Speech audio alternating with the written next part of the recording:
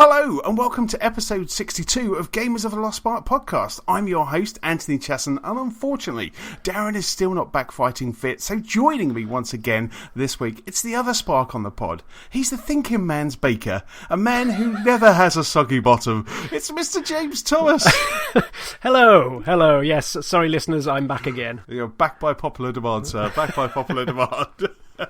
So how you doing, James? How's your week been? Yeah, it's been good. I think the controversy that has rocked everyone's this week has definitely been the Bake Off. I mean, it's as if they're writing their news stories for our podcast at this point in time. But yep, the Bake Off is leaving BBC, and I think even more traumatically for me, Mel and Sue are going as well. Yes. Absolutely. I think I said a couple of weeks ago on the pod that they just make that programme, you know, that they are just fantastic. And even when one of them was out, and I think it was Sue that was out, and Mel just done, still kind of kept the mantle going, and she was just as funny. And it's quite funny, this week, I think their opening was one of the funniest. Oh, it's brilliant. It was amazing. It really made me chuckle, and then it kind of made me chuckle. And then I was a little bit sad. Just thinking of what could be. Oh, yes. Yeah, if people need to watch, just even if it's the first 2 minutes to hear their rendition of 10 Green Bottles. But yeah, I was quite stunned by the sound of it going from BBC to Channel 4. But I mean, I think if it went anywhere, Channel 4 seems to be a place that I'm happy for it to go to, because they at least do good work with what they're given. Like, if you're seeing what they've done with things like the cricket and the Formula 1 and everything they've gotten over the years, they have always tried to knock it up a notch, which is grand. So I think at least it's not going to be overly commercial like an ITV or hidden away on Sky behind a subscription. So if anyone could do it well, I think it's them. But someone's already been suggesting which duo could take over, and there was a great suggestion of Mitchell and Webb, and I think they would be superb. Right. Yes. I don't know if you've got any ideas of replacement celebrities. No, I haven't. I've kind of been thinking the other way of like, oh my god, who are they going to cast? You know, I thought that maybe they would have the two from Location, which was Kirsty and Phil, and I was just amazing. I was like, please no. So there was, I forget what's their name. There was the two ages ago. There was a couple of presenters that started off in Hollyoaks and then moved to T4, and I really can't remember their names, but someone kept suggesting them as like they're going to come back and be all twee and sort of like live in a tent. But yeah.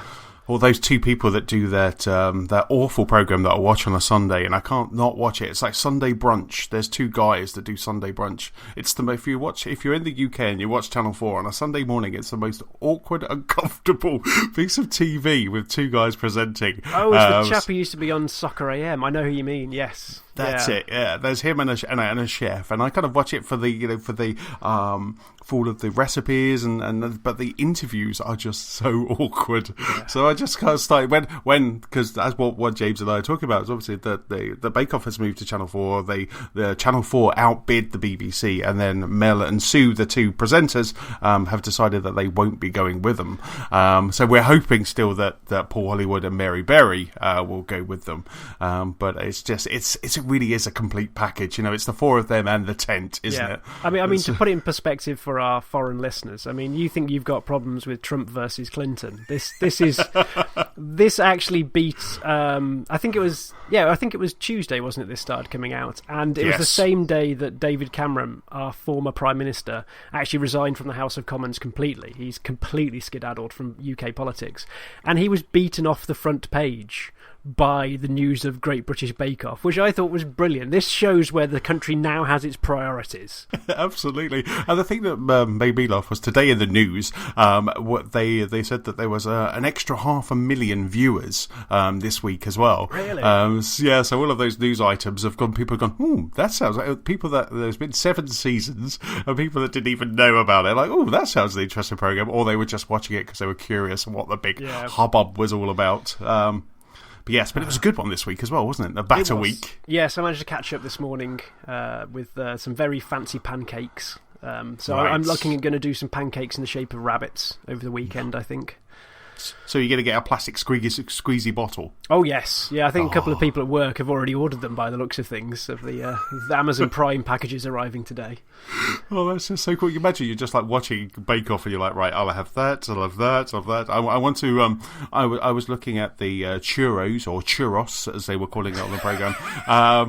So I want to make some churros this weekend, because I think they just looked absolutely superb. Yes. I love a good churro with kind of dipped in chocolate sauce. So I want to make them, but there were some pistachio ones that looked quite yummy. So that's kind of what I want to attempt. That's your aim for the weekend. It is. That's it. That's all I'm kind of. I haven't got a deep fat fryer, but I think I can do it kind of in the wok full of oil. So I'm either gonna make really nice churros or set the house afire. So we'll find out next week. Yes. Depends if it's just me next week by the sounds of it. Yeah. If it's just you going, hello, I'm so low, lost Mark, then I've burnt the house down. It's a 90-minute monologue on the Bake Off. But yes, so before Darren from his sick bed throws some mice or keyboards at the monitor to kick us on. Right, so away from the tent, what have you been up to, Anthony? Well, this weekend, it's very late. This weekend we have the Tunbridge Wells Food Festival. You can't escape it, Darren. I can't. I'm sorry, Darren. He is. He's going to move us into the food and drink section of iTunes this week. The Tunbridge Wells Food Festival. We have two. We have a summer food festival, and we have the Harvest Food Festival. And on Sunday in the Pantiles in Tunbridge Wells, glorious place. The sun was out, and it was just absolutely superb. And this is just lots of food, lots of artisan beers and ciders, and there's cooking exhibitions. So we had Matt Riley from the Bake Off, because he's a Tumwellian. There's all of those things going on, and it's just such a lovely place to be. So I just end up eating my way around the Pantiles, and trying lots of things, because that's the great thing about it. There was lots of kind of like macarons and things like that, and it was just absolutely delicious. Or as the woman pointed out, it was really funny. This woman walked up to the stall, and she was like, "Oh, I'd like to try your macaroons," and under her breath she went, "Macarons." I loved it. I wanted to go up behind and go, "Oh, are they macaroons?" Just to hear her going, "Macaron," again. But so that was really cool. I had a lovely time, a full belly there. And then other than that, I finished Mr. Robot. So I finished Mr. Robot Season 1. Really enjoyed that. It finished on a real high. Season 2 has already started. I think Season 2 may have even kind of concluded, because it's only 10 parts. Yeah, I've seen it advertised on Amazon Prime quite a lot, so I assume that the whole thing's up there for streaming already. Yes, I think they were doing it week on week, which really? is quite interesting. Yeah, because they've got two. They've got one which is called Roadies, which is a new program from Cameron Crowe. So the man behind Elizabethtown and all those awesome films. And so he's got one called Roadies, which is about roadies, and there's also Mr. Robot. Both of those are weekly streaming, so it's just an episode a week, which is totally against that kind of normal platform.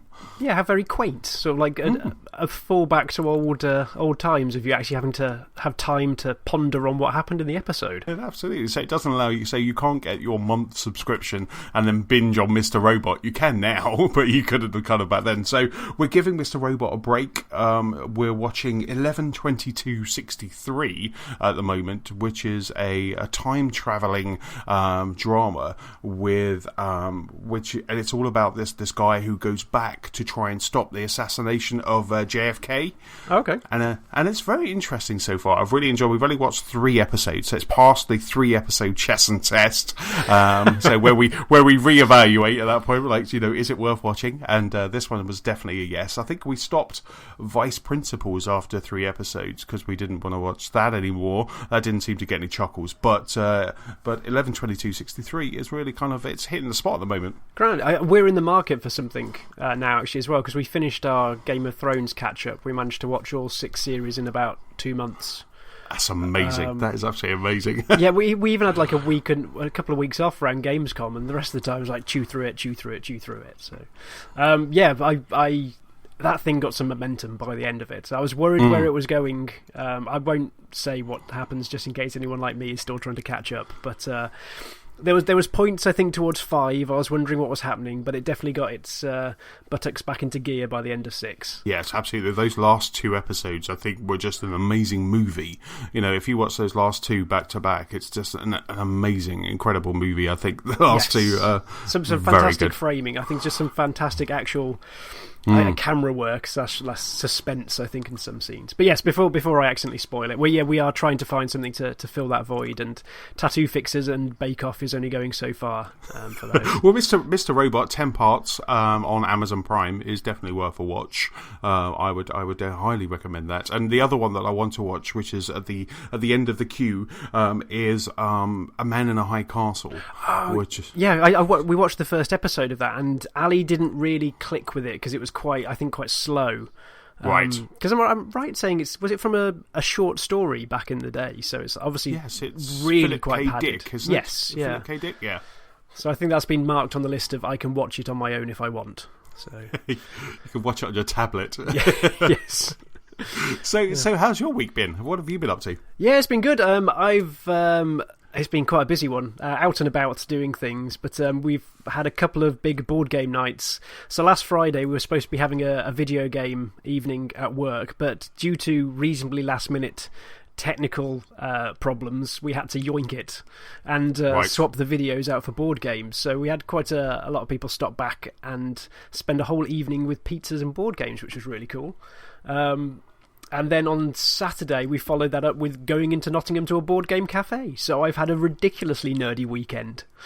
But it's really good because we got the chance to play a whole new set of board games with a whole lot of people that I don't usually hang out with as well. So it's a nice way to mix and meet new people with. I guess you've got the objectives in front of you, and then in between the turns you can catch up and find out how people are doing. So yeah, it was just a really nice couple of days where got to play a lot of cards and roll a lot of dice. Absolutely. What was the name of that the board game cafe in Nottingham? It was I'm not quite sure how you pronounce it, but it's like Ludorati, Ludorati. But it's really nice. I mean, I've been to quite a lot of board game shops in my time, and they are not always the most decorated, shall we say. There's an awful lot of just we've got some shelves, we're stacking them high, we're passing them out, but this was a really nice, well thought out, quite classy establishment with cafe and bar and food and bits and pieces, and then really nice tables that you can just sit down and relax on, and then about 200 board games off to one side that you could borrow while you're there for the afternoon. It's really worth a visit if anyone's near Nottingham, and I'm trying to persuade Ali for us to go back at some point in time. That sounds so good. Did you have to book that table, or could you just stroll on off the street and just grab it? I think you can book. We were quite lucky. We just rocked up around lunchtime and picked the table up for the whole afternoon. But there was a lot of people there. They looked like there was a room off to one side, so if you wanted to do more expansive games or more sort of privacy off to one side. But yeah, it looked like you could. That sounds really cool. I'm in Nottingham in a couple just after EGX because my sister's running the Nottingham Marathon.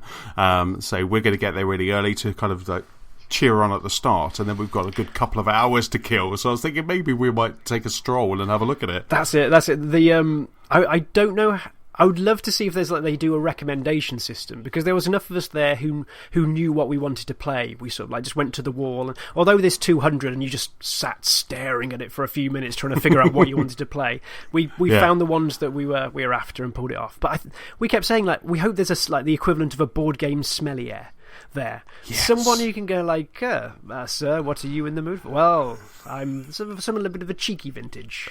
2 players, maybe some cards. And then to come over with a white napkin over his arm, just draping the board game. How about this for you, sir? Opens a box and let you sniff it a little bit. We'll just leave it to breathe. Yeah. That would be so cool. What a great job.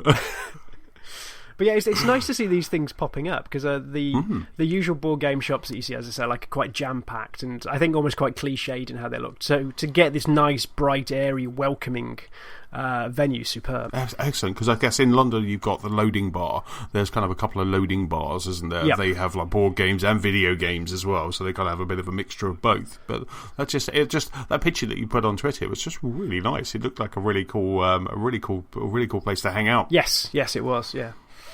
But yeah, apart from that, I'm quite tired because I had a long trek down to London and back last night because for my sins I'm a Tottenham fan, and it's the first time we've been in the Champions League for, I think it was 2010 was the last time. Wow. Last and only time. So this is still an exquisite joy as a Spurs fan. but they're playing their home games at Wembley because their usual ground, White Hart Lane, is getting redone, and so it hasn't quite got the capacity required for the competition regulations. So they've moved it to Wembley that seats 85,000 compared to the usual 45 that we've got at home. And so they basically just put a load of tickets out. So us who usually can't get tickets for the big events managed to snap them up. So me and a couple of friends went down last night to Wembley to watch them sadly get turned over by Monaco. But didn't get back till about 1:15 in the morning. So if I start snoring towards the end of the podcast, I apologise because I was back up at 6:30. But it was good fun. It was really good fun. I don't often get to go to like the huge sporting events like that where there is just so much support behind one team, because I think the Monaco fans, although they were there was probably only a couple of thousand at most. So you think like 80,000 pure Spurs fans just trying to cheer on the side. It was incredible atmosphere when the stadium was rocking.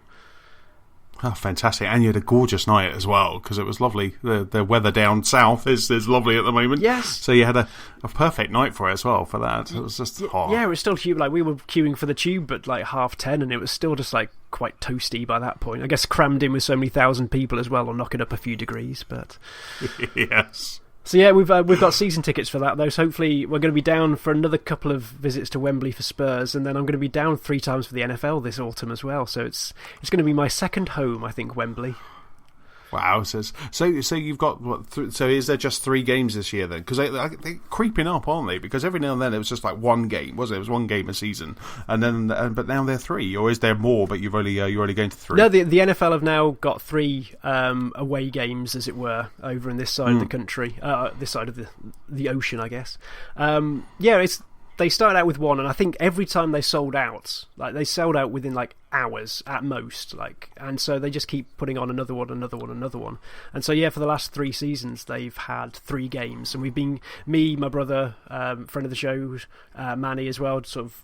We all get season tickets, we all head down and we all cheer on whichever side's there. It's a great atmosphere as well, because you get all of the... It's not quite the same fervent support Spurs had at the weekend, but you get everyone just really wanting a good game.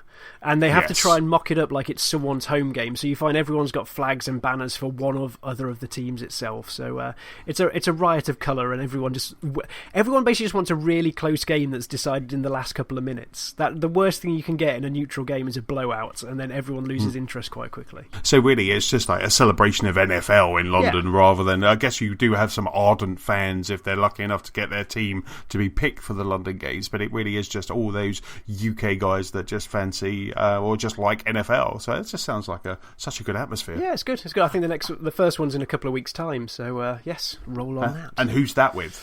Oh, you're putting me on the spot. I honestly can't remember. I'm still the kind of person that the tickets will turn up and I'll get excited nearer the time.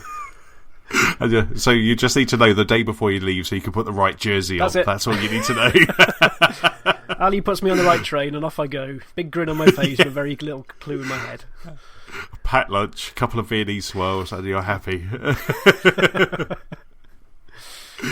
Fantastic. So has the NFL season kicked off properly now then? That's kind of that kick off last week? Yeah, it kicked off on Sunday. So I spent Sunday evening watching a variety of games whilst playing Hearthstone. I had the big debate of what to play on Sunday evening, because Ali goes off to the pub quiz with a friend, and I sit there. Like previous Sundays, it's either been like playing FIFA or Rocket League, something. We've played a few Overwatch evenings, haven't we? It's like Sunday is multiplayer evening day, and I sat there though with the NFL starting, like, should I play with NFL on the big screen and something small in my hand, or should I put it on the Surface and then play something on the big screen? And in the end, it turned into this weird combination. So had the game on the big telly, and I was starting to play Hearthstone on my phone, and then all of a sudden the pop-up in the corner said my brother was watching me. Because I didn't realise, up until he mentioned it a few days ago, that Hearthstone, you can actually spectate other people's games. Oh, right. And so he was there basically going, wouldn't do that. Because as I mentioned the last couple of weeks, I'm just trying to get into it, still trying to get the best tactics, strategies, get the feel for the cards. And so he was there just basically like trying to give me hints and tips. And in the end, it turned into the weirdest co-op experience ever, because I had NFL snapped to one side on the Xbox One. I had Skype running on the other side. So I had the headset on me. I was then playing on my phone with my brother watching it through the phone, but talking to me through Skype, and then we were both watching the football. It was a weird combination at that point in time. We are living in the future when that sort of thing has come together. Wow, there was just so much media being consumed by the Thomas brothers at that point. That was just so cool. But again, I just walked in going like, have you got enough devices on? Just looking at the litany of just like electronic plugins I had. But yes, so yeah, it was good. It was good. Still getting on with Hearthstone, and started playing one of the expansions because they've opened that up for trial. What's it called? It's like one night in Kazan or something like that. And so it's almost like a story themed set of games with set pieces and certain monsters on the other side. So up until now, I've basically either been playing on the standard basic level so I can try and get more cards and more experience, or I've been playing online and getting my buttocks handed to me by other people. So to have this different tilt to it all, where there is a bit of a narrative, a bit of fun and joviality as you're trying to effectively go into someone's mansion, I think, where they're trying to host a party, and he's trying to host the party, his butler's trying to help him, and then all of a sudden demons try and invade. So it's just tiny little snapshots and lines of dialogue in between different card plays. So it's good. It's good. It's almost like a demo though. So you get one game, and then you have to buy the other wings, as they call it, harking back to the instances they used to have in World of Warcraft. But yeah, it was really good fun. Really good fun. My brother has now set me a challenge as well. So I think they're starting with... There's like an offer on at the moment where you can buy a certain number of packs for a cut down price. It's one of those like they just want you to buy the first time, and after that you're more likely to give them more money. But it looks like a really good deal. So my brother and I have set ourselves the challenge from that like $4.99 pack, make 2 themed decks, and then we're going to try and play each other. And I think this is just a way for my little brother to try and defeat me at yet another video game. But hey, it should be fun trying to see how decks go together, see if I can get sort of something, if not good, but thematic going. Yes. Oh, that should be really cool. That's good. You are making me want to kind of reinstall Hearthstone on my iPad and start playing it. So I'm like, I might just download that and just have to jump back in again, because I think I deleted it because I had some other games, and I think it was my old iPad where I needed space, but I've got plenty of space now. So I'm like, interesting. That sounds really cool. That sounds really cool. Good. So are you playing that kind of at work? Are you playing that kind of not at work, obviously, but like your downtime? Are you playing it? Is it kind of the go-to game because you've got it on your phone, or do you just think, no, I've got to spend some quality time with that, so you're just kind of setting out some time for it? It's a bit of both, because especially as I'm still just going through like some of the more practice stages, trying to just go against the basic decks that they've got for the AI. I'm sort of playing a couple of games before I go to bed, or where there's a bit of downtime where we're watching a TV show that doesn't need my full attention.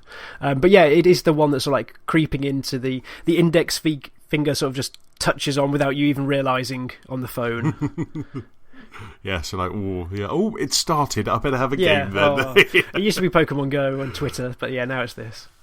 Excellent stuff. So what else have you been playing? To be honest, apart from board games, not much. I wanted to try and play Recore, but it's that classic, it comes out in America on Tuesday, and so I went to the store hoping, but no, it doesn't come out till Friday for us, so that'll be what I'll be playing this weekend. And I did go to the store looking for Tomorrow Children in the last week as well. Tomorrow Children it's almost like a very communist Soviet sort of art style. And I think it was mentioned at E3, not this year, but the previous year. And it had this really strong aesthetic, quite a stark background, but then these really, sort of like Soviet-style monuments and characters just like working away. And it really intrigued me what it was. And so when I heard it was coming out, I sort of jumped to go and have a look at it. But I fully admit this. I have not played it yet, so please take all this with a pinch of salt. And I'm not saying it's a bad game at all, but it's £15 on PSN, and in the small print at the bottom, it basically says this is a free-to-play game. The free version will be coming later.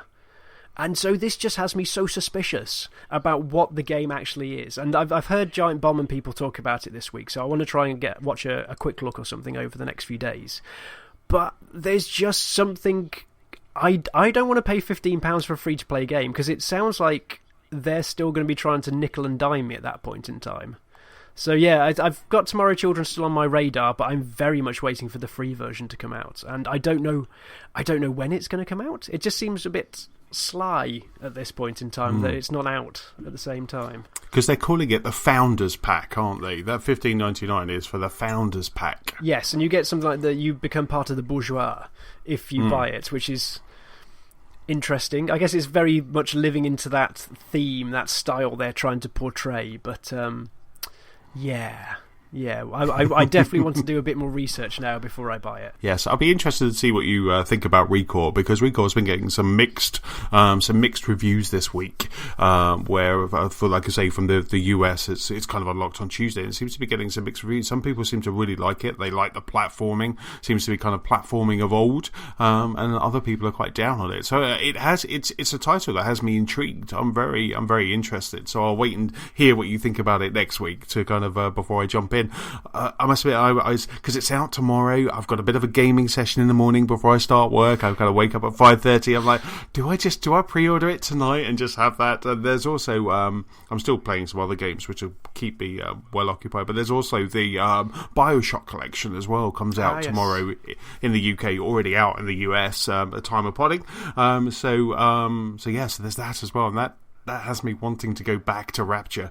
Great. Yeah, I'm always of mixed minds of that, because I remember enjoying BioShock 1 especially so much the first time round. It was so unique at that, and especially that mid-game twist that I think a lot of people still remember fondly. And even Infinite. I think Infinite's got an awful lot of stick since it came out, but I can remember really loving it. I can remember it coming out to such good press, and there seemed to be quite a backlash afterwards. Yeah, me too. I thoroughly enjoyed that game. It was one of those games, which is a big thing for me, where I just started playing it and I didn't stop until I finished it. Nothing else got in the way, and I really liked it. And the one thing I've never played, I've played BioShock 2, but I've never played Minerva's Den.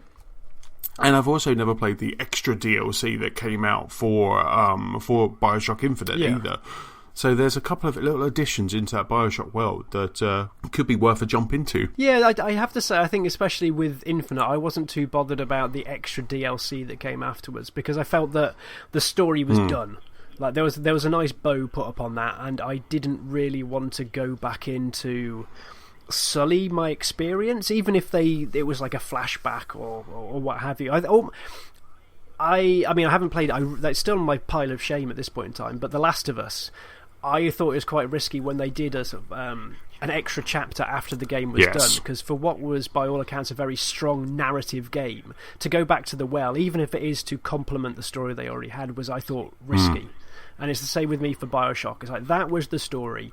I'm very happy with that, and I will leave the asides, the short stories, the extras for later, if at all, and it's probably never going to happen. See, I mean, for me, I think The Last of Us, I played The Last of Us remastered on the PS4, because I didn't play it on the PS3, and that the DLC came free with that, and you're right, you got to the end, and it was just a really a good conclusion, and it was just, I enjoyed it, but it was there, and I just kept thinking, because it's the same with Life is Strange, I didn't want to go back into Life is Strange to mop up the achievements, because I was happy with what I had. That was it. I didn't want to go back in. I didn't want to do any more of the achievements, because I was quite happy with the conclusion. So I didn't want to jump back into that story and start messing it around, which is why I kind of like the Telltale games, because that throughout the entire story you're going to get all of those achievements. There won't be anything missing.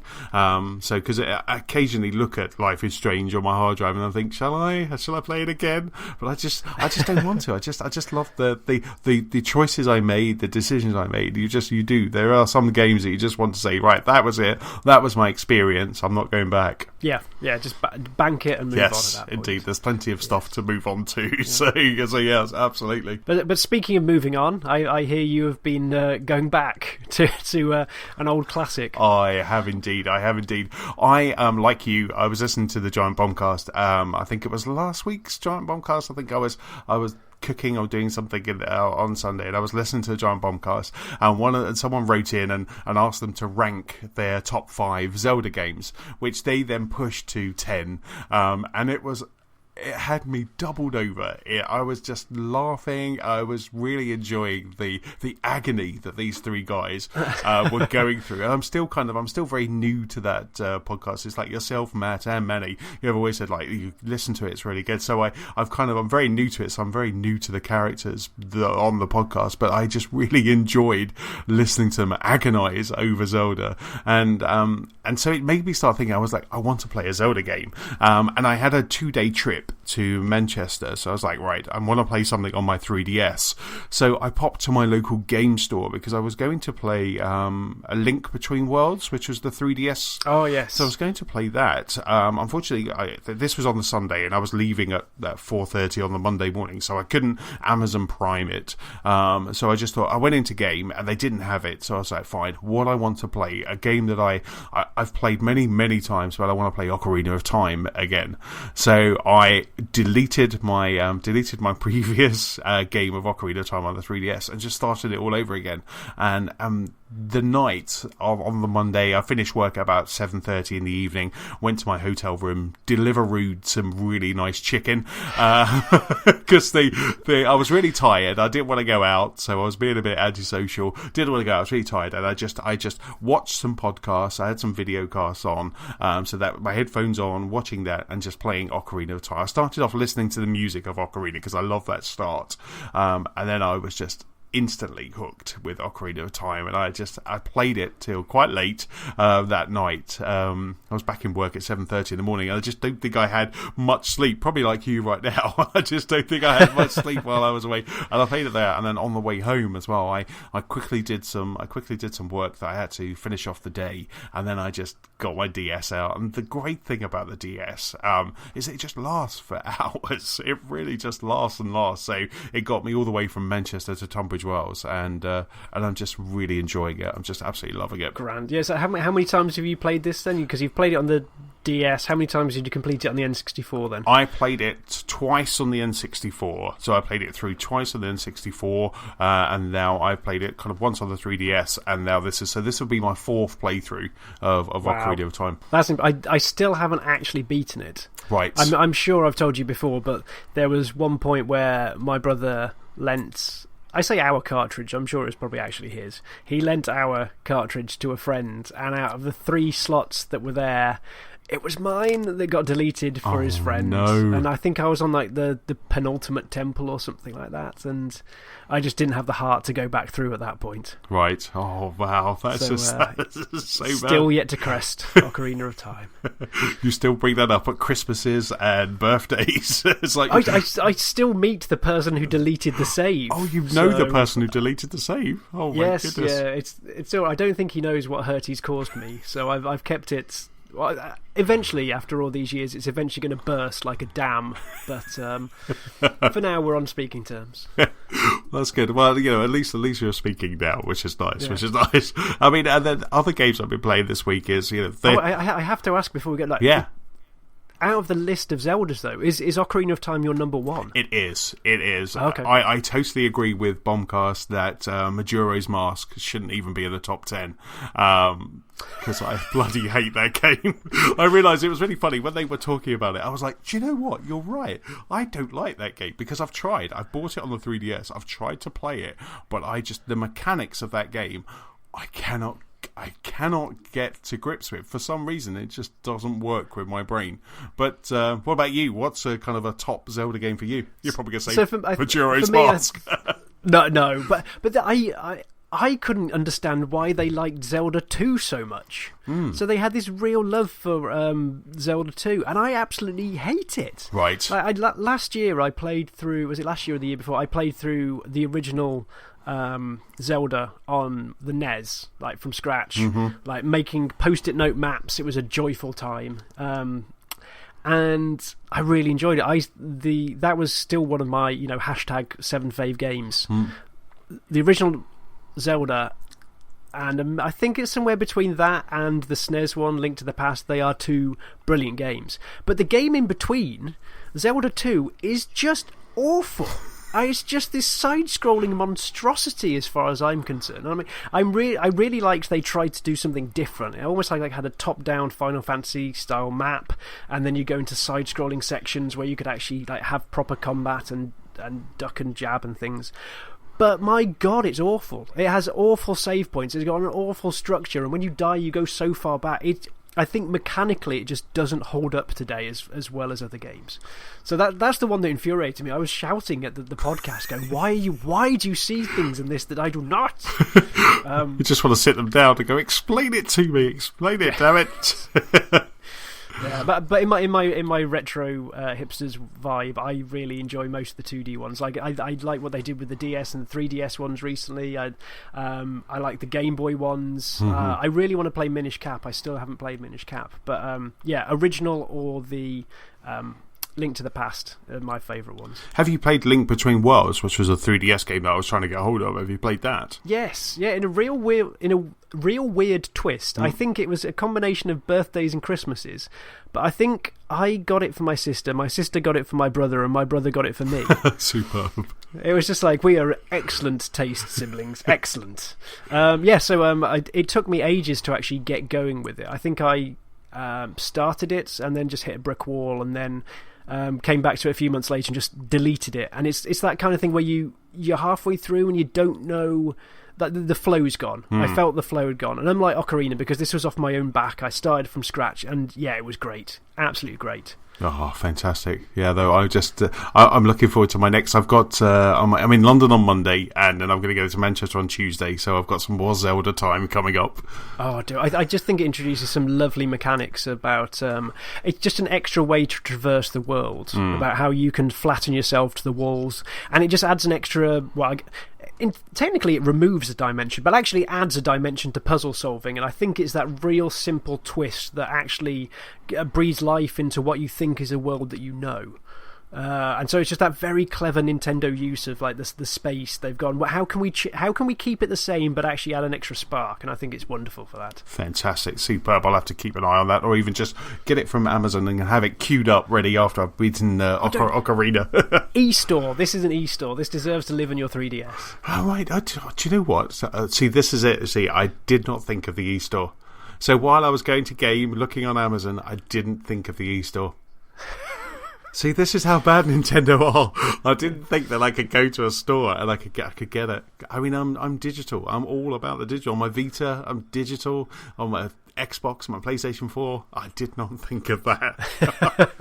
Oh my God.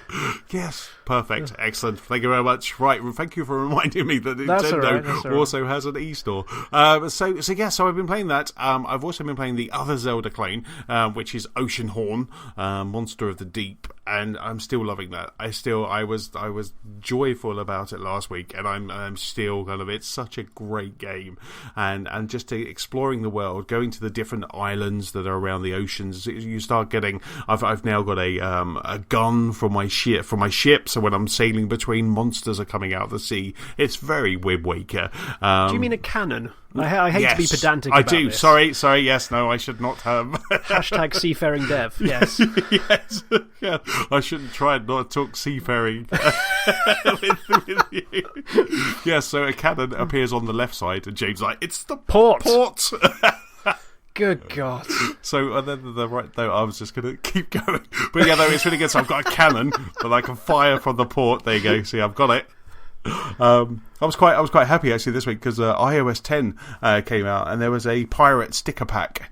So I'm all ready for when Sea of Thieves comes out. Start sending people piratey text messages. The tie-in promotional packs are out already. Yeah. Yes, so you're doing your job well.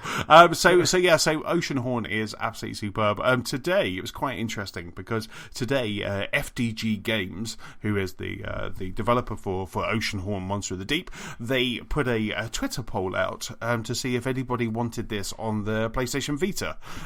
So I was instantly jumped into a big old yes. Oh yes, I do, because this is a game that would just work so well on the Vita. They have a yes, no, and digit and something like physical media only. At the moment, I've just clicked on the link. We have there's been almost 3,000 votes. There's still 6 days left. I'll put a link in the show notes actually, and 75% are saying yes. And this is a game. It as we found out last week when we kind of were talking about it. It's a game that started on iOS, so you could easily port it to the Vita, and it would just be perfect on the Vita. It would work so well on the Vita. Cool. It's good to see something like this gathering momentum as well, because I think, as we discussed last week, this has been out for technically years on the iOS, but just as a sleeper hit, and then all of a sudden it's just broken forth on Xbox One and alike. So yeah, it's really nice to see that you can have a slow burning game still in this day and age. It's not all about the pizzazz, the impact, the Kickstarter's campaign, the advertising on websites. This has just been born out of sheer word of mouth. Yes, absolutely, and it's really. I mean, since it's come over to the consoles, it's also on Steam as well. It really is. You're right. It's really picking up momentum, and I just think if they can bring out a PlayStation Vita version, I think it will excite all of those 100 Vita owners, because it's definitely something that I would play again, just to on the Vita, on the go. It would be absolutely fantastic. Because the great thing about Oceanhorn, and kind of linking back to what we were talking about last week, was about achievements. The great thing about Oceanhorn is every island has a set number of quests, and every quest is an achievement. So you really are. It's a really nice little ticking off of, you go, right, done that, and you can kind of see what you've got left to go. And there's other achievements as well. But all of the quests are kind of linked to an achievement and probably a trophy as well. So it's just really nice just to kind of get those and just tick them off. So I'm really enjoying that game. I want to see it through to completion because it deserves it. Yeah, nice. And then the last thing I've been jumping into was I wasn't going to do it. I wasn't going to do it because the game is only less than, I think, we've got less than kind of 8 days away. And it's Forza Horizon. So Forza Horizon 3, a demo dropped. It was on the 12th of September. It's available now on the Xbox One and PC. And so Forza Horizon 3 demo dropped, and I had to play it. It's just absolutely stunning. It's really lovely. So I started playing the demo. It's just a very small slice of the game. So it's the intro to the game. So you get to pick your character. You get to give it a name or a nickname. I call mine Munchkin. So it's really cool when they're talking to you over the radio. They go, "So Munchkin, what do you want to do?" I'm doing this in the full game because it's hilarious. So they have a whole raft of characters that you can choose from, and then they put you into the race, and then you kind of normal kind of Horizon fare where you've got to jump into a car and you drive to the first big festival. And then the first race that they give you is a race between you and a Jeep that is it's been picked up by a Chinook helicopter, and you're racing this Jeep that's just swinging from a Chinook. And right at the last checkpoint, the Jeep is kind of set down, and the Chinook helicopter just releases the Jeep, and then you just drive, and then you have to kind of race the last bit when you're kind of neck and neck. And it was absolutely exhilarating, and it was just so amazing. I mean, I started the first time I kind of fired the game up, I just kept taking screenshots, and so apologies anyone who follows me on Xbox Live, because I just kept going, "Oh my god, this is sad." I just kept double tapping and pressing Y and taking pictures because it's just glorious. And I was just really enjoying the scenery, loving the whole aesthetics. The sky looks amazing. The sea is incredible.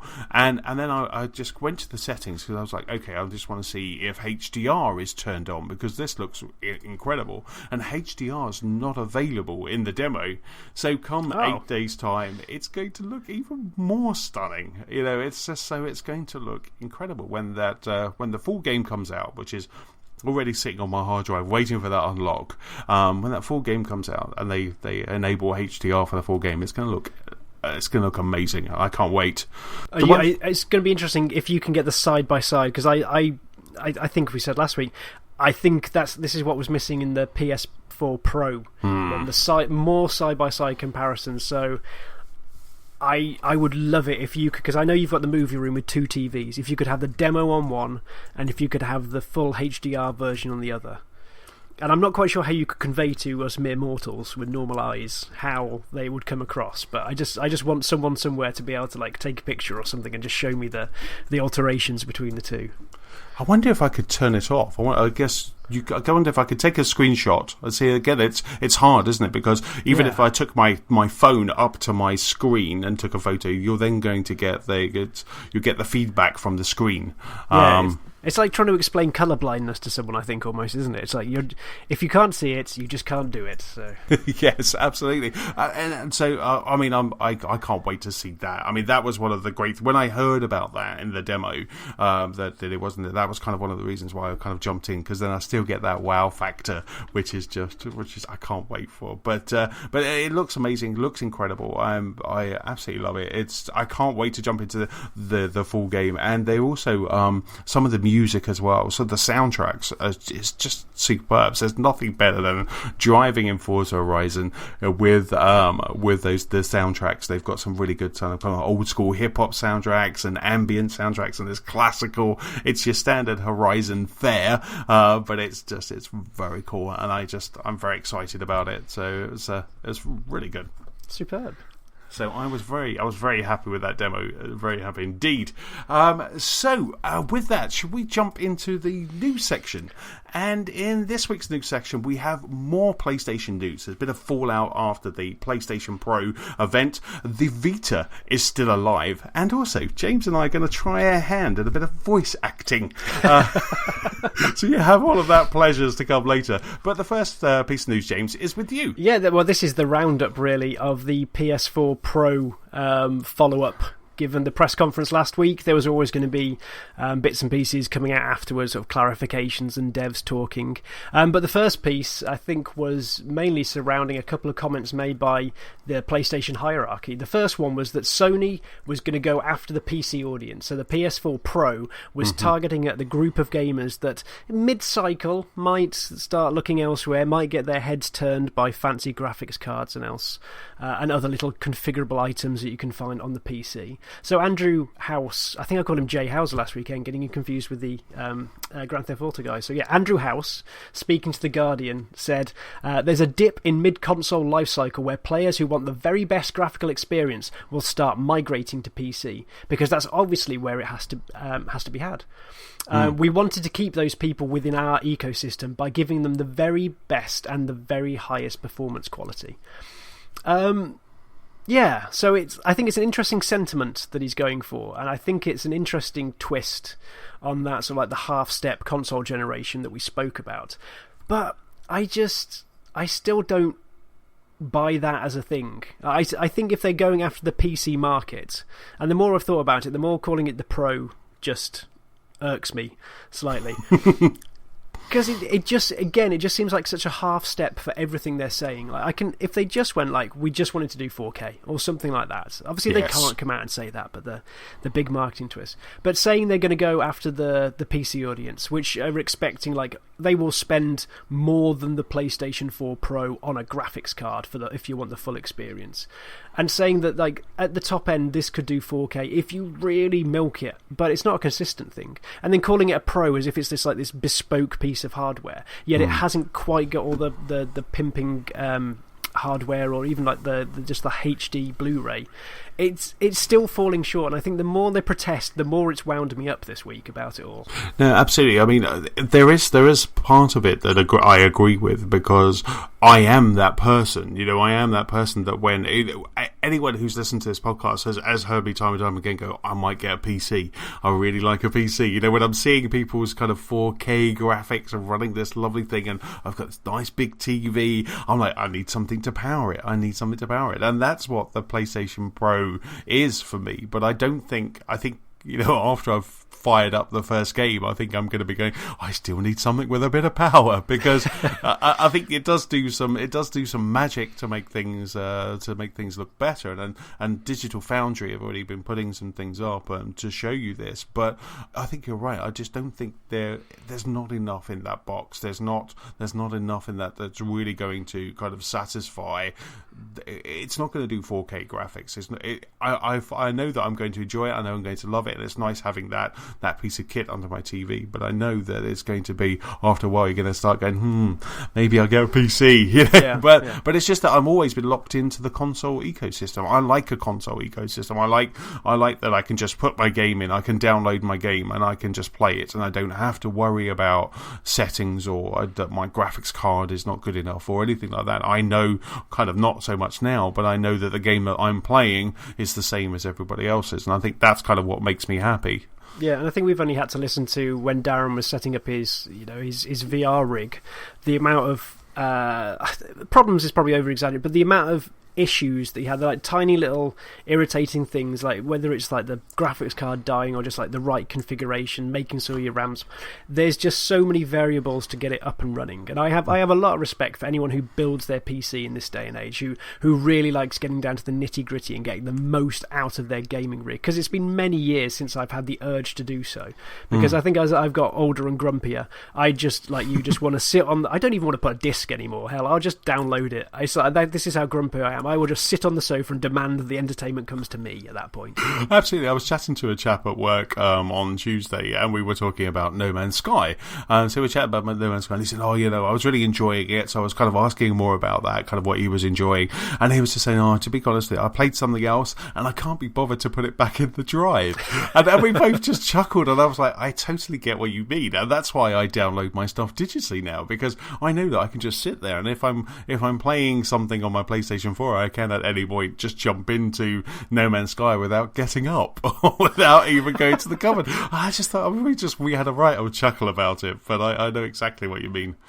I was just going to say, it's very interesting that over the week, as I've been listening to a lot of news about this, that it's very apparent very quickly that this isn't something that's going to go up against Project Scorpio, Xbox's Project Scorpio. This is something that is very much just for now, as you were saying, what Andrew Hauser was saying, it's for this generation now, as just a little bit of a refresh, as just a mid-cycle blip. It's an S if you want to kind of live in the iPhone world. It's that little kind of little extras.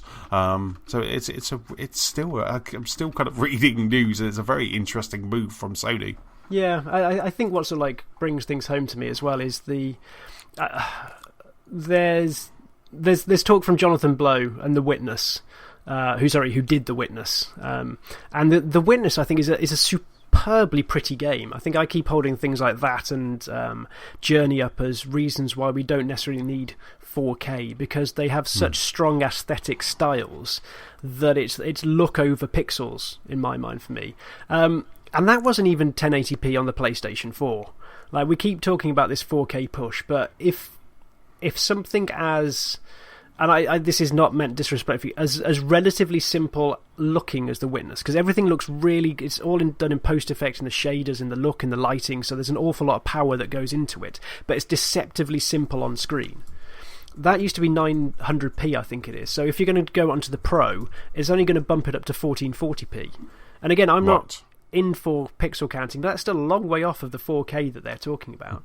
Instead, they're going to try and put the extra power into, I think, turning it into 1080p if you've only got a 1080p telly, but then putting more efforts into things like the anti-aliasing and the lighting and maybe more grass, more reflections and stuff like that. So, I mean, he's fulfilling what I really want with this extra power. He's not going to just ramp up the pixel count and away we go. He's trying to make a richer world, which I really respect. Like, it's a harder choice at that point in time. It would be so easy just to ramp up the graphics buffer and away you go. But trying to fill out that world to make it more of the vision, I guess, that Jonathan Blow wanted.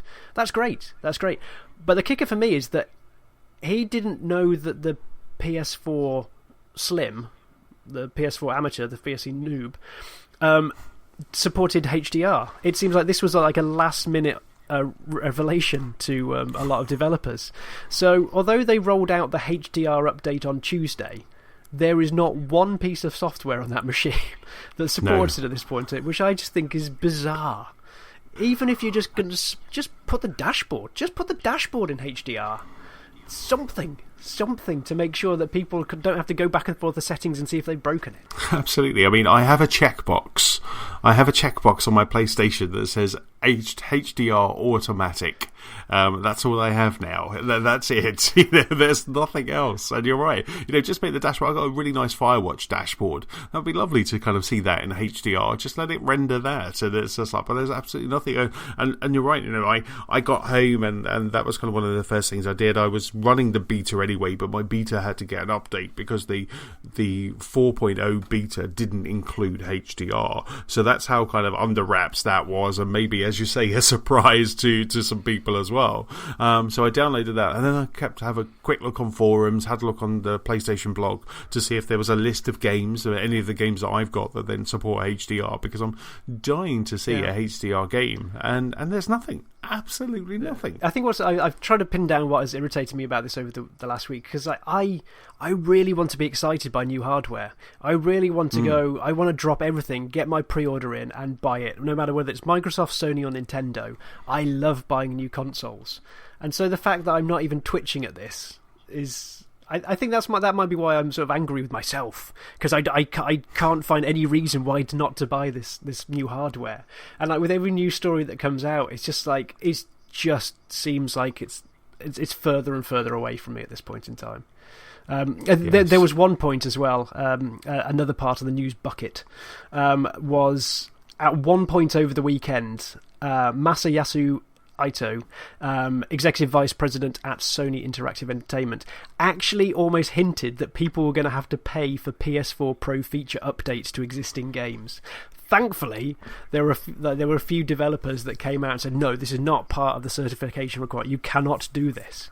But for a while, there was a small part of the internet blowing up with just outrage at this. Yes, I think that was in an interview, wasn't it? That was translated by Kotaku, and I was like, because obviously that was ginormous clickbait over the weekend, and when I saw that kind of pop up, I was like, you've got to be kidding me! If you want your game to look nicer and shinier on your TV, then you've got to pay for a patch. I probably burned my pre-order at that point. But I think they've kind of come out since then, as you say, they've come out and they've clarified that there won't be any no chance to consumers. Yes. It is just dev time, isn't it? I mean, it can't be easy to just unlock all of this and just to kind of add these extra pro features. So I guess there is a real decision that needs to be made at the devs of whether you want to do this to your title, because it does give your title a bit of a new lease of life. It might even put it on a separate page. Maybe if Sony's smart, in the Sony store, they could have like a PlayStation or PS4 Pro compatible filter, so you'll be able to then see those games that have been updated. Yeah, in the press conference they had last week, I thought the surprise item in that list was Shadows of Mordor, because that was in the HDR 4K sort of trailer that they were spinning out, and that's been out for 2 years or so, I think. Coming up 2 years this Christmas, anyway. And so that was like, yeah, they've pulled that code base out of the back somewhere, dusted it off, and spun it back up again. Although to me, it also says there's a sequel coming. Let's get the engine ready. But yeah, getting a code base that's effectively been retired out to try and update again is not exactly a trivial operation. I think, as tech moves on, as people move to old projects, things change, and so trying to roll back so far or trying to unmothball something is not necessarily an easy feat. So fair play for them going back that far and doing so. Yeah, no, absolutely. I mean, I think with the what I might start doing with the PlayStation 4 update is that you can create folders. So what I might start doing is when they do roll out, I might just stick them into a nice HDR folder. So PS4 Pro folder. Yeah. I could be elitist with my folders. Yeah, because along with HDR, the PS4 update 4.0 has rolled out to everyone nowadays. So it's not just you elitist beta people, Anthony. Yeah, so the rest of us can have folders now as well, I think. Yes, folders are now available for everyone to enjoy. I did see there was a really good tweet by somebody, I think Sony just retweeted it, and he just had like different names for his folders. There was like angry people with guns, and then there was beardy guys, and there was all these different ones. It was like walk about having fun, and it was just all of those kind of. So it's like putting them into some great folders. So which I really found cool. the very orange icon folder quite impressive because they had things like Overwatch and Firewatch, and it was like I tell you what, having an orange icon gives you a very high Metacritic score by the looks of things. So that's it. So you've unlocked the special sauce. But there's some great features in the 4.0 update. I mean, you have the streaming. Your streaming to both PC and Mac now runs 1080p. So which I thought was really good because previously it was kind of down to 720p. So your game could look a bit fuzzy. So it's now streaming if your internal bandwidth can handle that. Then that's kind of 1080p, which is really good. Yeah, the one that I really like is the way they've just started tweaking how the info that you get delivered when you hover over a game on the dashboard is, because it never really interested me, but now they've started putting things like your trophy breakdown and how many friends are playing it and what's trending and link. They've just made it far cleaner, far nicer. But the fact that trophies are there, just because the trophies were always such a pain to get to beforehand, off in their own separate app, and I think Xbox still suffers from this in my mind, the fact that achievements are so hard to get to and really focus. Yes, you can snap it, but they're not as easy as they used to be, and I think this extra access to the trophies, it just gives it a slight edge in accessibility for me. Yeah, it's absolutely. It's quite nice. It just kind of drops down, doesn't it? Where I think the news or where the feeds were before, it just kind of drops down there, shows you that, as you say, shows you your other friends that have been playing this as well. And I just really like all that. I like all that information. I mean, we were talking about it last week where we were talking about the achievements pages on the Xbox, but as you say, you've got to go to there to get that, where this is just kind of, as you say, hovering over a game and you get all that information straight there. So this is really cool. Yeah, it just seems like a lot of niceties. Like I guess the fact is at 4.0 is because it's the Pro and HDR update, so it needs that big number. But yeah, lots of little nice things. Yeah, absolutely. Even there's just looking through the blog post, there's also access to music as well. So any kind of tracks that you've got, and you could also access those. I guess play the better Spotify integration, I think, with that as well. That's it. Yeah, you can play it in the background as well, can't you? So which is very nice indeed. Yes, yeah. I think it's nice we ended on the positive at least. I think it's the disappointment with the PS4 Pro that has got us to where we are, but at least the whole system is moving forward. It's a really strong update. Now all they need to do now is talk about VR before it comes out in about 4 weeks' time or whatever it is. It's as if it didn't exist. I know they really. And I was quite surprised because as of time recording, with the Tokyo Game Show is on, and there was a Sony press conference there as well, and I expected them to go quite large on VR because we are less than a month away. I know they're going to be showing it at EGX, so EGX is next week. So I know they're going to be showing it at EGX. They've also confirmed in a press release that there's going to be some PlayStation Pros at EGX as well. So they're definitely kind of pushing the new stuff. So this will be the first time that the public will be able to get their face on, in the UK at least, of the PlayStation VR. But I'm expecting it's like eyes on. It's just like, but I'd expect it to start popping up in things like Game and we know that we've reported before that VR is going to be in PC World, like Oculus Rift or HTC Vive. One of those is going to be in like PC World and Harrods, but I'd expect PlayStation VR as well to kind of be popping up in Game and Sainsbury's and things like that, so you can just kind of see and check it out, because that's how people are going to get wowed at this. They're going to be wowed once they get their face into it and have a look and see what it is. I'm quite excited about my demo at EGX next Friday, because I think it'll be a really interesting. I hope I come away loving it. Have you pre-ordered it? I have, yes, yep. yes. I've got it. I've got kind of a confirmed kind of day one, the 13th of October.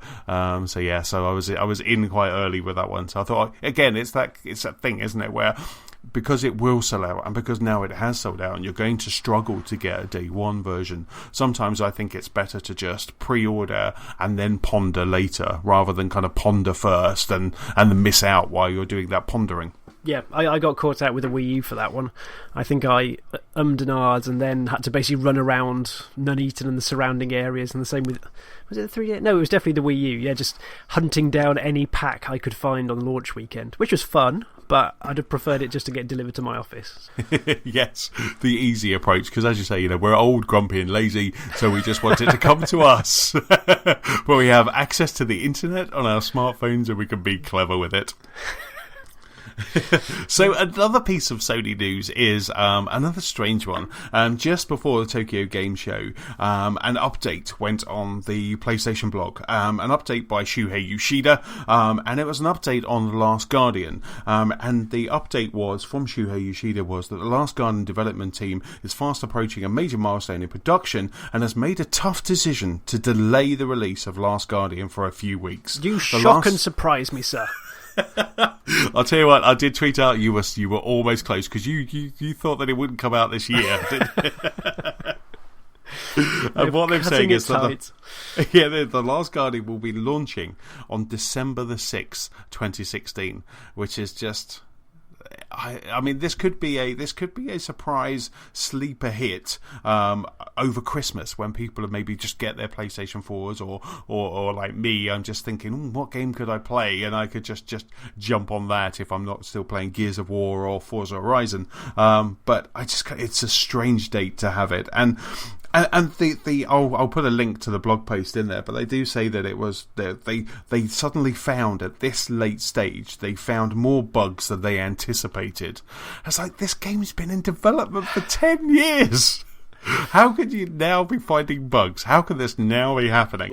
It's the worry, isn't it? The longer a game is in development, then the harder it almost seems to visualize it actually making it out into the wild, because it's just so cozy and cuddly and warm and safe in development without hitting the outside world. And I just fear that the amount of expectations that sit upon this project is now overwhelming, because I can't remember when it had slipped from, but the fact it's now into this early December slot. I mean, it worked quite well for Just Cause last year. Just Cause 3 came out after all the big ones. It came out after Call of Duty, after FIFA, out of Battlefield, everything, and it just had this spot in December on its own, and it was almost like this tranquil little oasis where everyone had bought the big games, and now it just had this... You could always ride on it. It was an unsuspecting, it was quite fun, it was just the right game for that time. And so I think, in some ways, I actually think that is a better slot for it, because it won't be the game that mums and dads buy for little Johnny for Christmas, because it isn't one of the the top 10, the big names, the ones they've all heard of. I think it might be better, like in the December and the February slot, of where it is that unassuming, well, it's coming out, we haven't got much expectations for it time. So maybe it will just blow people away by its niceness, but I just wonder if it's got 10 years worth of niceness wrapped in it still. I don't know. I was watching, they had 15 minutes of gameplay today on one of the websites. It may have been IGN. I'll find it and I'll stick a link in the show notes, but they had 15 minutes, the first 15 minutes of gameplay, and I was watching it, and it was either the person playing or the game itself, but the camera seemed really loose. It seemed like you were constantly moving the camera around, because you are kind of traversing and solving platform problems and calling Bird Dog in whenever you need them. There was a lot of spinning the camera around to try and get the right angle, and whether this is part of the issues that they found, I don't know, but it's one of those games where I have even a lower expectation of this game than I do of No Man's Sky. Before that came out, I am not hoping that this will be anything but a lovely, quaint game that I will play, and it's just so interesting that this, The Last Guardian, is the 6th of December, and Gravity Rush 2 is the 2nd of December. So the only kind of 2 PlayStation exclusives, first-party exclusives, this holiday season are coming out right at the end of the year. It's almost like they could not bring these games out. We just have to have these games, because if we didn't, they wouldn't have any first-party exclusives. Now the third parties are going to just kill it this holiday season, so there's enough games to go around. And I would be happy if Last Guardian slipped into 2017, because I do have enough games to go around to keep me going. But it's just very bizarre that these two are just they're 24 days to go until the end of the year, and they did say that they would get these out in 2016. Yeah, I feel sorry for Gravity Rush in that case because, as I said, I think December is actually a nice little quiet slot after the craziness of November. But if they're putting 2 out within the space of a week, then one of them is going to get short shrift, I think, in terms of be it advertising or exposure, and I feel Gravity Rush is going to be the one bearing the brunt of this. Either that or Last Guardian's only 5 hours long, so you'll have it done within 4 days, and then Gravity Rush comes out. If it's good and 5 hours long, I will take that. I'd much prefer something great and succinct rather than being spread out. Absolutely. Look at Gone Home. Yes, beautiful.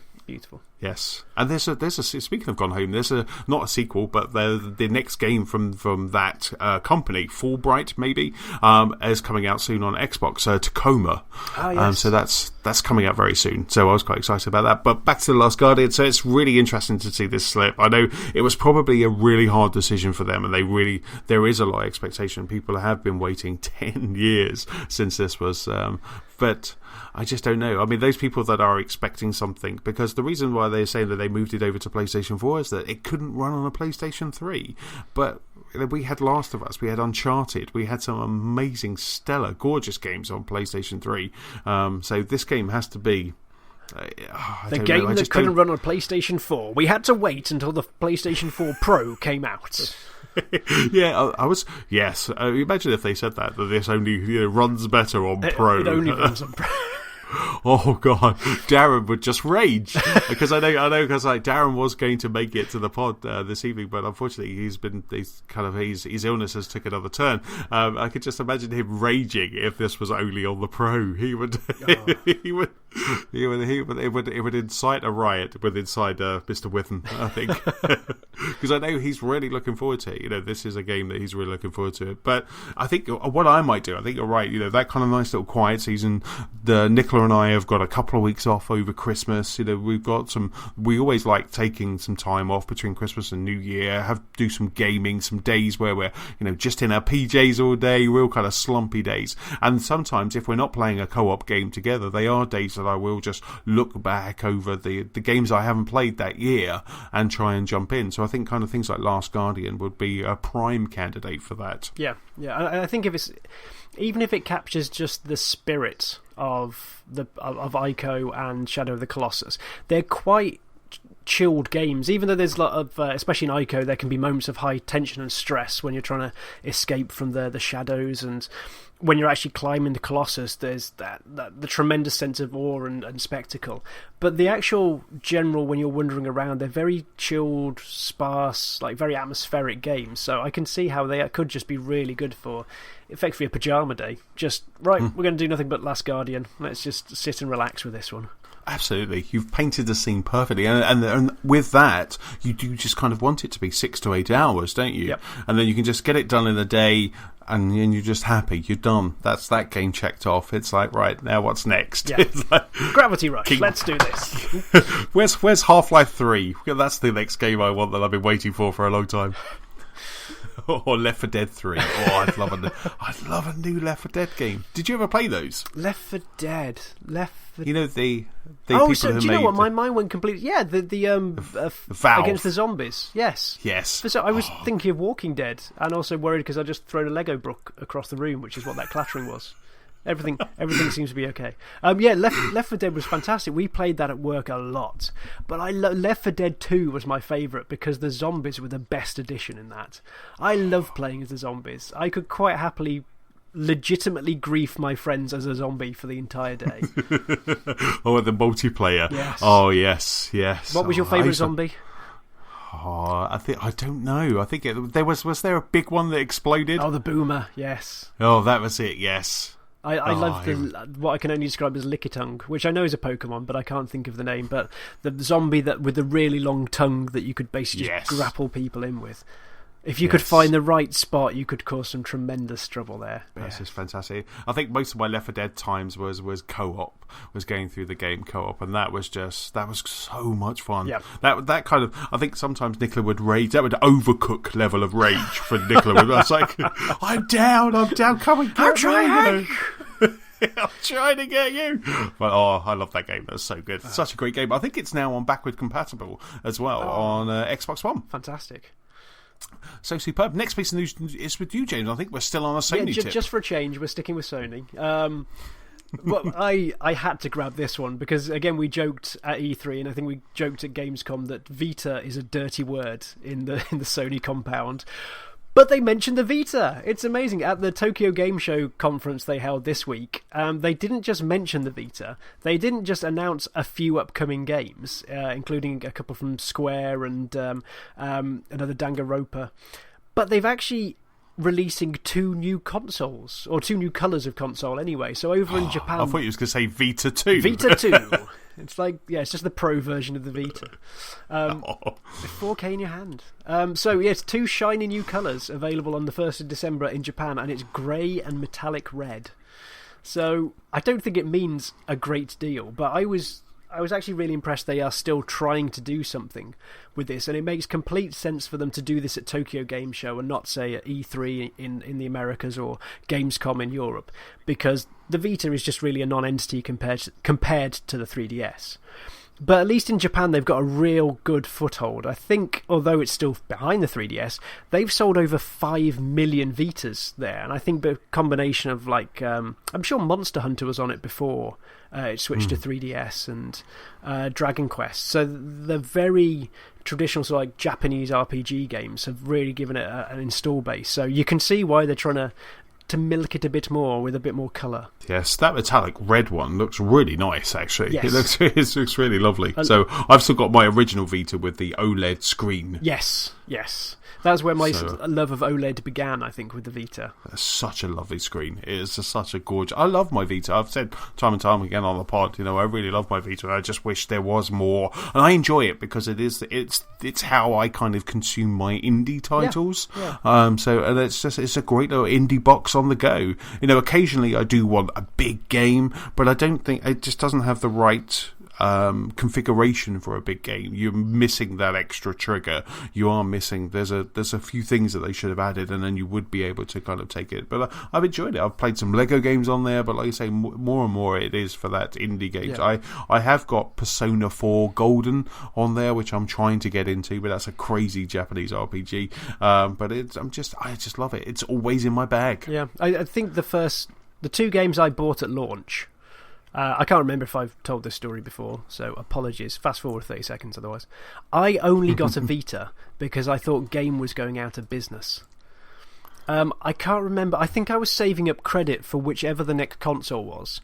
So I'd actually, over the course of a couple of years, saved up like a couple of £100 in store credit for it, and I was planning to put it down on whichever Microsoft, Nintendo, Sony console came out next. But it was at the time that Game were about to go under, so I effectively panic bought a Vita thinking that my credit was going to be worth nothing in a couple of months' time anyway. And so I ended up getting the base Vita. I think I got Uncharted. The memory cards. I got a memory card and FIFA, I think it was. And I remember really enjoying Uncharted. Uncharted actually worked really well because I guess you don't need that many triggers. But FIFA felt really painful. Like it missed a few of the extra like finesse, run, changing people buttons. And I think that's very early on I realised that it just wasn't a console. As much as they proclaimed it for portable, versions of the home games, just the lack of those extra triggers, the rear touchscreen just couldn't replace that at all. And I think FIFA, I played FIFA for a while, but it just was not the same at all. No, absolutely. I think there's some games that really kind of shine on it, and it's just perfect.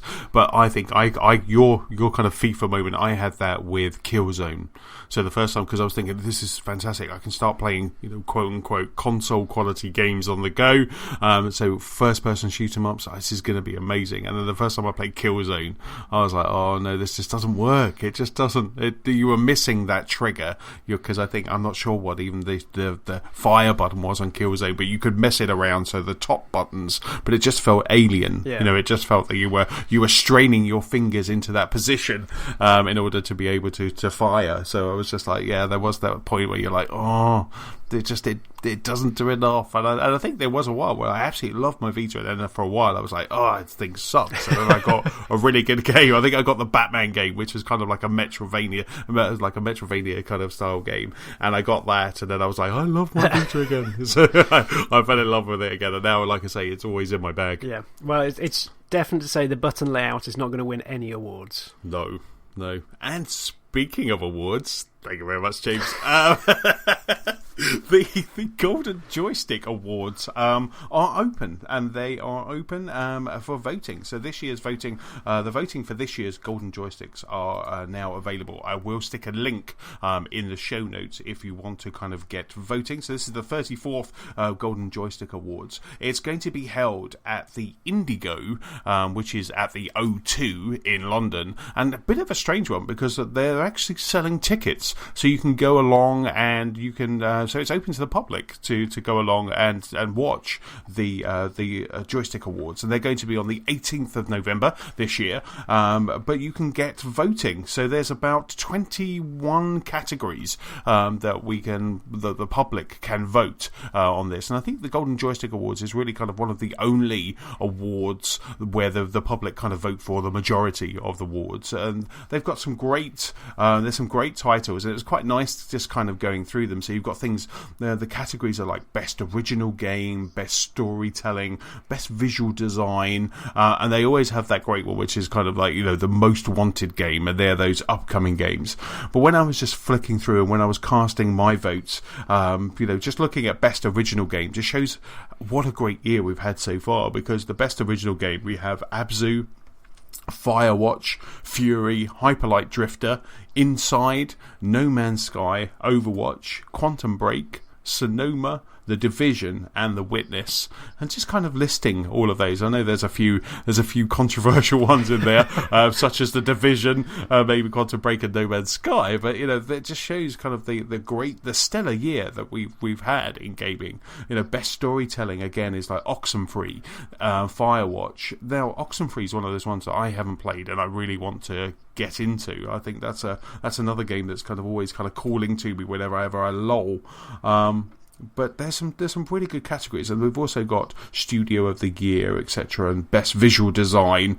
So they're there. Like I say, I'll stick a link in the show notes for you to kind of cast your votes and to have a look at. Yeah, it's what I like is just the range of titles they've got, because I mean they have like Best Indie Game and what have you, but you see the likes of Firewatch and Starbound, Stardew Valley, Keep Talking, Nobody Explodes. They crop up in other categories than just the portable or the indies. So this is full across the spectrum. Absolutely, and it's really nice. They've even got like best gaming moment. Now they kind of the best gaming moments is they have one which is climbing the tallest building in Mirror's Edge Catalyst, flying the Millennium Falcon in Star Wars Battlefront, playing a game of Overwatch, returning to Anor Londo in Dark Souls 3, the Brotherhood of Steel in Fallout 4, car chase in Uncharted 4, the ending of Inside, that got my vote, unleashing the BFG 9000, almost got my vote, and that was in Doom, and also unlocking The Witness as well, and I won't go to that because it's a bit of a spoiler.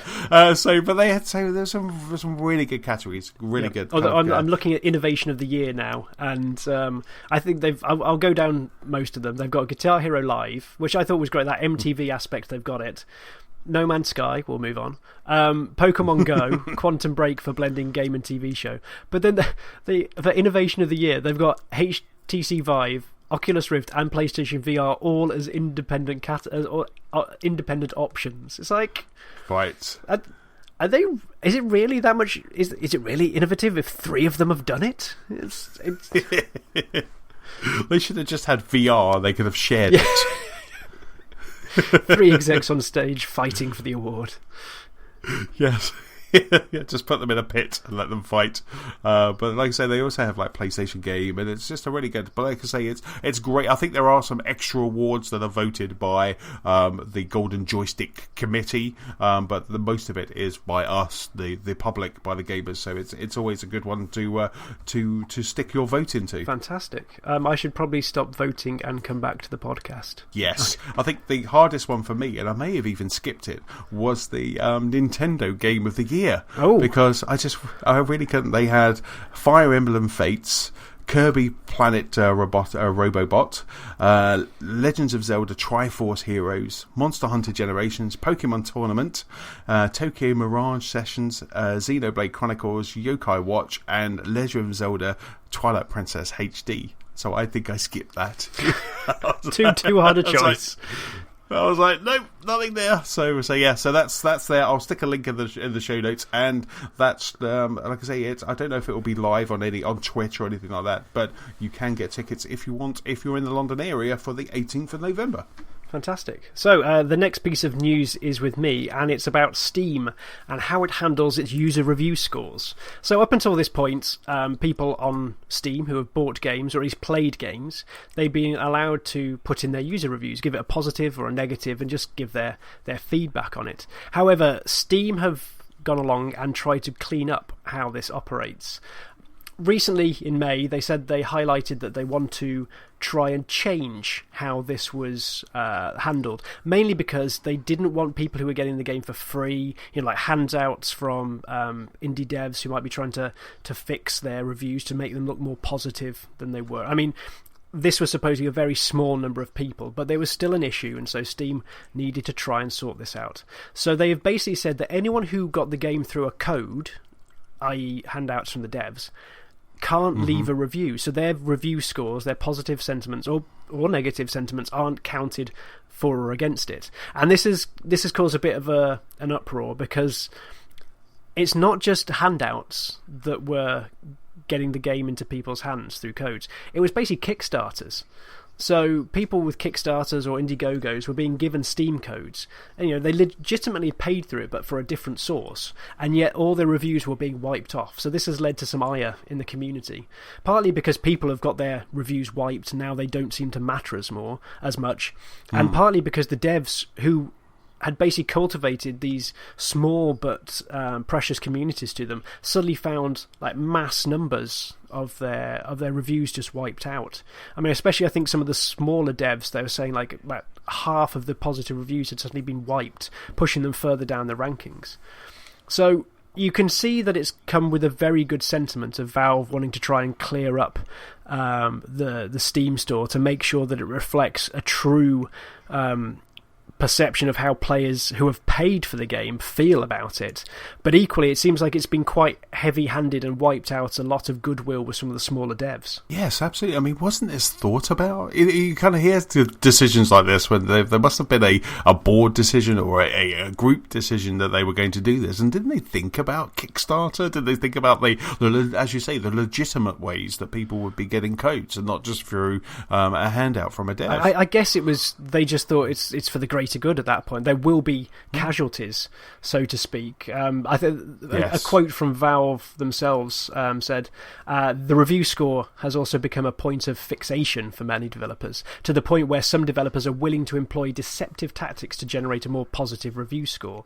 The majority of review scores manipulation we're seeing by developers is through the process of giving out Steam keys to the game, which are then used to generate positive reviews. Some developers organise their own system, or there are organisations that offer paid services. So they know there's a system, and I think it was the fact that there were these paid services operating on their ecosystem that they've decided to try and clamp it down. I guess if it was just a group of mates giving you the thumbs up on Steam, it's one thing, but when they feel there is actual money changing hands, which it seems even dingier than just wiping out some people's good sentiments. I guess whatever they did, there was going to be a downside, but at least they can cite that and going, money was going to people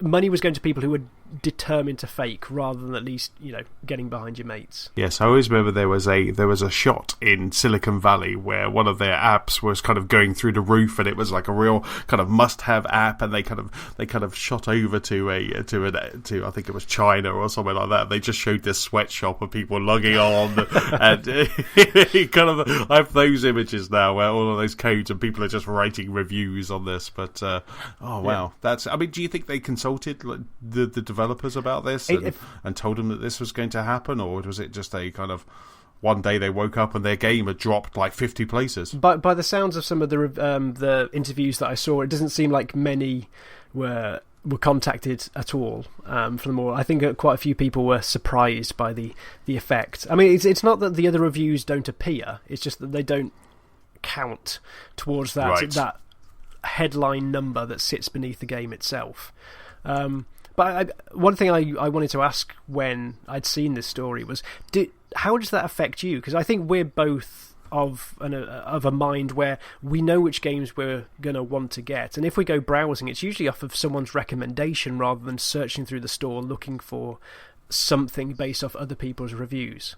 I totally agree. Yeah, I would prefer to listen to. This is where I kind of like you say, your friend's recommendation or an influencer's recommendation is better for me than a review score. I think I've said kind of time and time, I gave up reviews a long time ago. Whether it's games, whether it's movies, I know what movies I like. I know the movies, and sometimes I will just take a chance on a movie, and sometimes it's good, sometimes it isn't. But if a friend or someone says you've got to play this game, this is right up your alley, then I'm like, okay, I'll give it a try. I think it was you, James. You're like, I know you like these games. You're going to really like Gone Home, and I played it, and it was amazing. And it was absolutely fantastic. So I totally agree. I am more kind of about having a look for myself, and that's why I still like demos, because demos really do help kind of give you a kind of sense of that game. But review stores for me they kind of left my point of view, my point of focus a long time ago. Yeah, I think the only times I've ever really looked at it is occasionally when me and some friends get together for a LAN party. We always look for something new and multiplayer.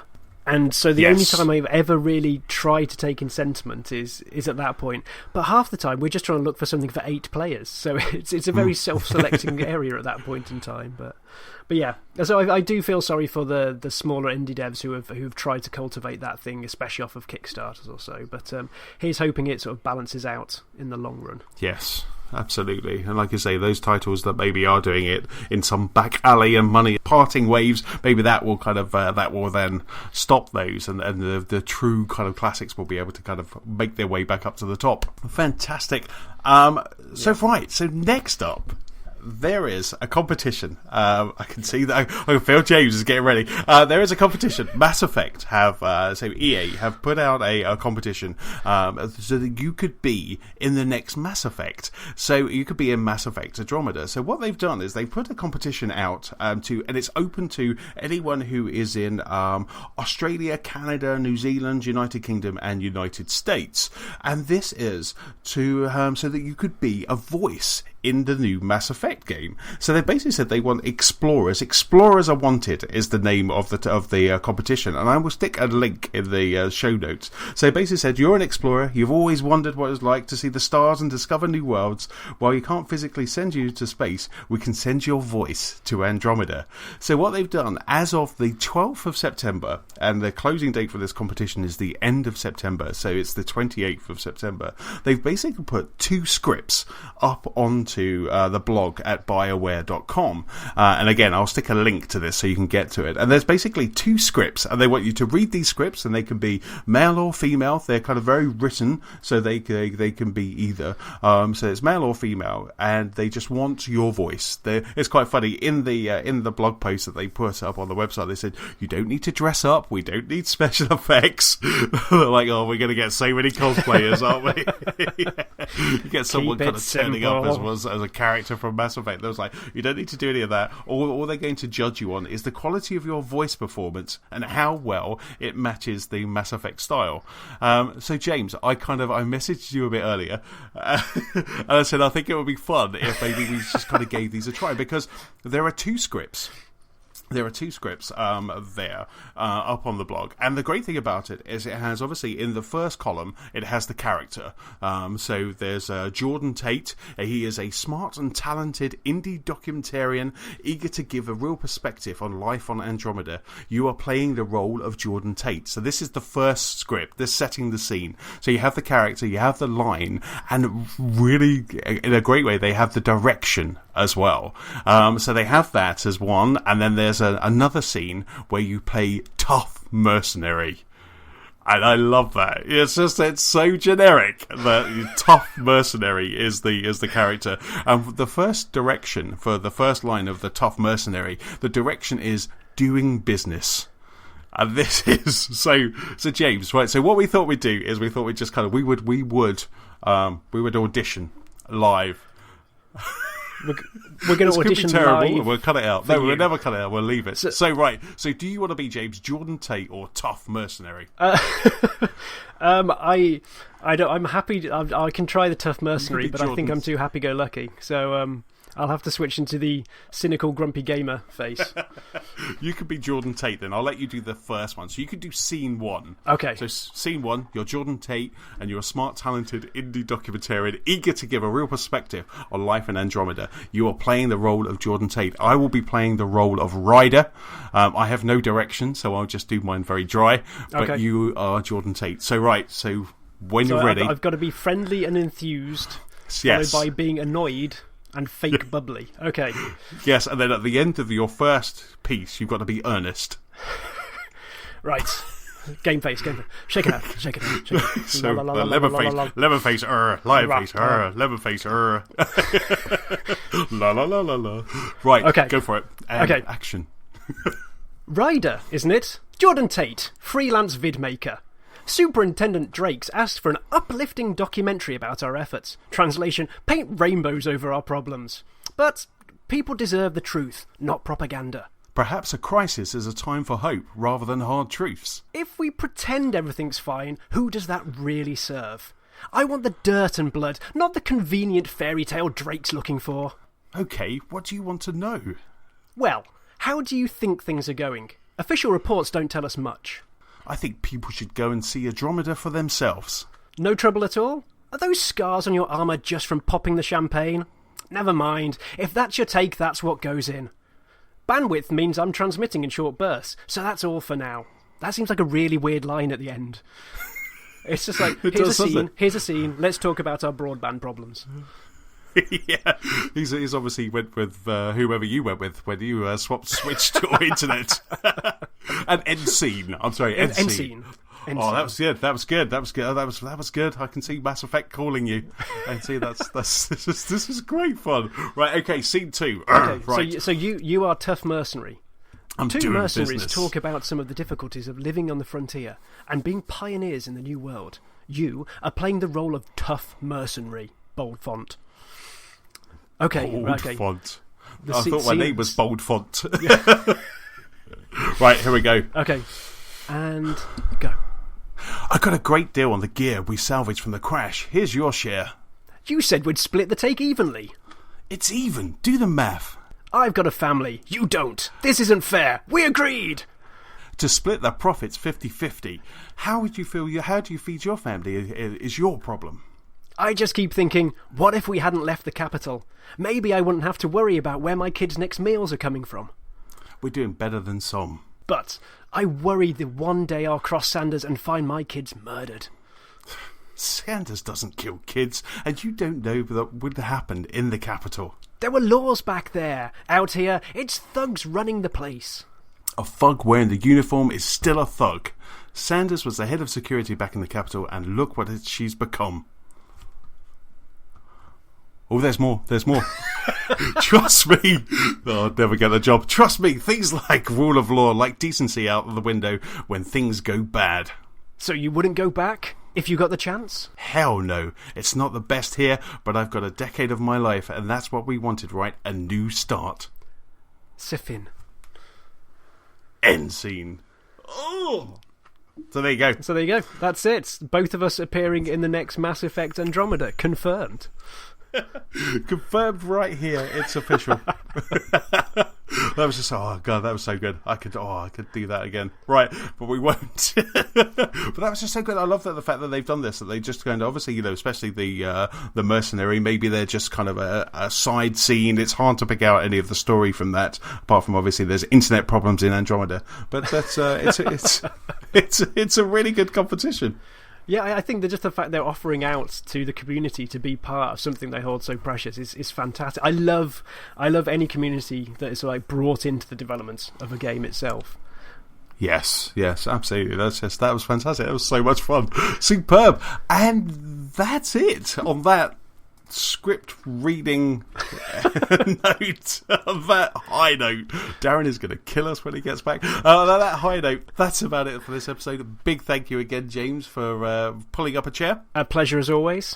Excellent stuff. Don't forget, you can keep up with us at gamersoftheLostSpark.com. You can also find us on Facebook. We're on Twitter at LostSpark. After that, see, this is why I would never be a voiceover actor. we're at LostSpark Pod. You can find us on YouTube. You can also find us on Gamers of Lost Spark, PS4 Community, and right of now, the Xbox Club as well. Fantastic. I created a club. So we're there as well. So I don't know what to do with it yet, but the club's there. I've put the stake in the ground. James, where can people catch up with you? I am Big Sheep, or one word, on Twitter, Xbox Live, PlayStation and Nintendo. Superb. And for me, I am Chessman on Xbox Live. I'm PS-Chessman on the PlayStation Network. I'm also Chessman UK on Twitter and Nintendo. Don't forget, if you have any feedback, please send it to our email address. That's feedback@gamersoflostspark.com. Also, if you're feeling generous, please leave us a review on iTunes. That's about it. We'll catch you next week. Say goodbye, James. See ya.